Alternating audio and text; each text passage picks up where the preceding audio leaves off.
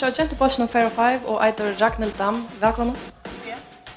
Ragnhild, hvordan det å være pastor av en populær poppatje og skulle ha padlene framføre? Det er helt utrolig godt, stort og gevande. Men strävar till tog i sjön jäsne. Hvordan fikk du hva bjøde fram til å være vivisende i Genteborsen? Och det var det han upptog runt i mig. Så 15 minuter är rann in igen i utvarfär. Och så runt jag mig här sank och jag kommer via i attor. Ja, jag var rädd med väst. Alla var så otroliga att det låter jävla väl. Jag var inte rädd med att fyra ju tyvärr nu, men och jag gick ganska mappor vid sank. Men det gick så ordentligt väl. Vi kändes inte någon känns framan ontarna, så och nu är vi alla ordentliga gå vinkon nu, så tyvärr vi lägger solvajtje.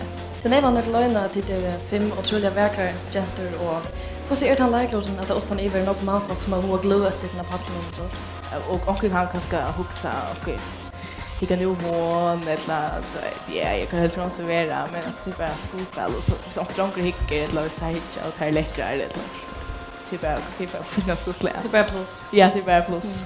Hvordan det han stävren så? Är du bara en vanlig person eller mest att du blir känd att dra gott med? Man blir känd att det går men det är inte som inte så vi och man ska inte solbrillor och så det slätt körs nej.